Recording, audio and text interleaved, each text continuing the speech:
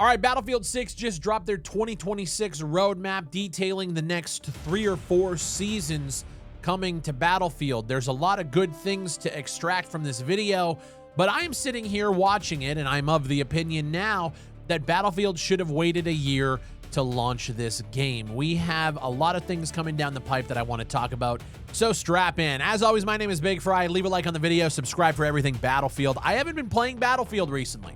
At the beginning of this year, I dropped some videos talking about the gripes that I have with the game and why I think the game is bleeding players. And I'll be honest, I don't want to make those videos. I don't want to sit here and talk about the problems all the time with Battlefield, because truthfully, there is a good game there. There is a good game that is marred by so many fundamental issues that stop the game from prospering, and there's a reason why there was a drop of 90% or whatever the number is of their player base. There is a reason for it.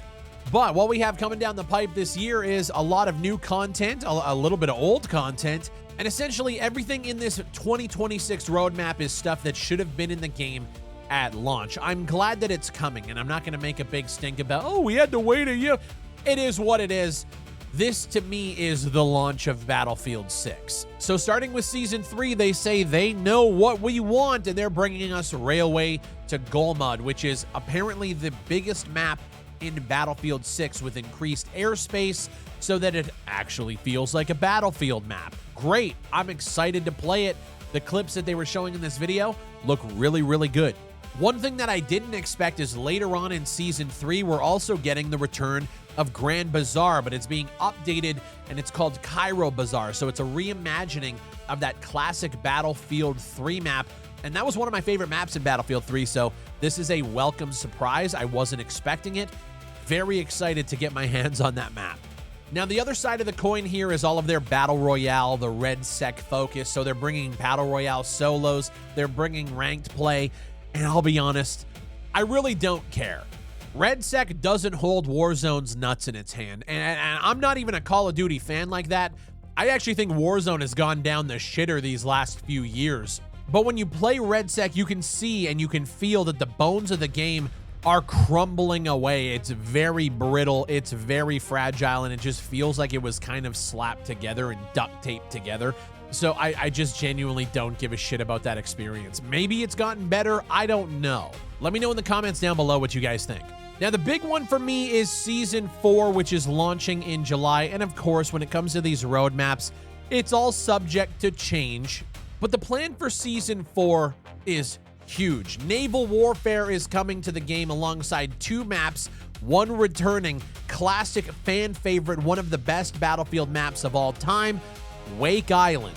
We're also getting another naval map called Shuro Reef. Both of these maps obviously look great. Wake Island is a fucking classic, and I can't wait to play that map. And I know some people are sick of old content like this. For me, I just want more content. It's not like, I don't care if it's old, I don't care if it, just give me more of it. More maps per season is what we need. We're still on 2 per season, which is insane. We're going to talk about that a little bit later when it gets to Season 5, because apparently there's more maps coming there, which I think needs to be the standard. But I am happy that Wake Island is coming back to the game. It's been a long time since I've played it, and I'm excited.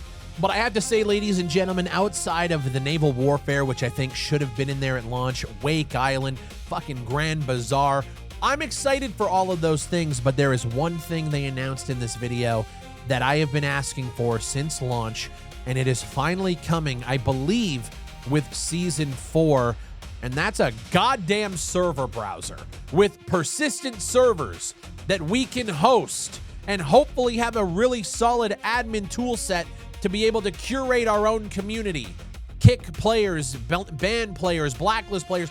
Just give us the control to create the experiences that we want to create, and then allow that to be tied in with the Portal experience. So it's a no fucking brainer. And to me, this is the stuff that should have been there at launch. So I'm excited. Finally, several months after launch, we have a server browser coming to the game.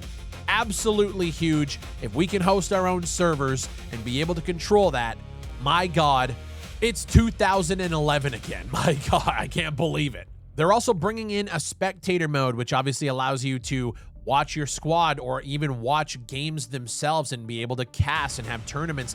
Now, the question I have is, combined with the server browser, is there spectator-only slots? Can you jump in and be a spectator and be able to cast like that? Or do you have to jump in as a player? Like, please don't half-ass these features, because if you do, then nobody's going to fucking use them. But I can't imagine how crazy it would be to host a community Big Fry server, be able to jump in and cast games as they're going on live on stream. That's the shit we want to do. This is the stuff that we need to be able to push this game forward in the community space. And then on top of that, combined with that community and that social experience that people are looking for, they're also bringing platoons back. I don't want to be that negative, dude. It's like, this should have been in there, but like, dude, platoons should have been in there at launch. I'm glad that it's coming. Don't get me wrong, I'm excited. But platoons is like a staple Battlefield feature. It's a priority feature that's coming later on in the year. Fantastic. And then combined with that, keeping on that social train, we have proximity chat coming to the game, which is awesome. I think every game needs prox chat. I've been playing a lot of Rainbow Six Siege recently, and I feel like if that game had prox chat, you're like breaking in and breaching in through walls and shit, and you're just like yelling at the enemy team as you do it. There is a social element to it that brings it to an entirely new level when you bring prox chat in. So I'm curious to see how that's going to play out with Battlefield. I think that would be fucking awesome. And they're also committing to rework 2 maps, New Sobek City, which, my God, it desperately needs it, as well as Blackwell Fields, which, again, terrible fucking maps all around. So good on them for acknowledging that. And now they're teasing a new map coming in fall, season 5. Apparently, we're getting 3 maps that season, and they kind of have a picture here. I'm going to put it up on screen. I'm seeing people say it could be Dawnbreaker. I'm seeing people say it could be like Shanghai, but maybe a night version.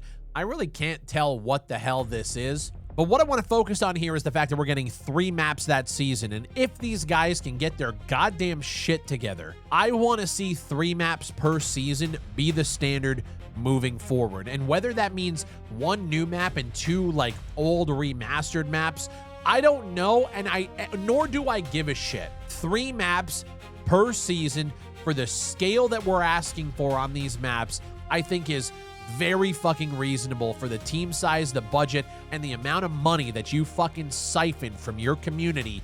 There is absolutely no reason why you guys can't commit to 3 maps a season.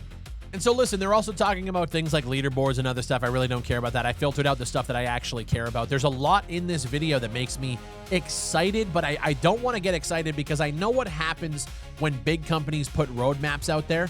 They always get super excited. They do the marketing, they do all the videos, and then they drop the ball in several other places that make an otherwise great seasonal update end up being pretty fucking mediocre. So for me, I'm really looking forward to season 4.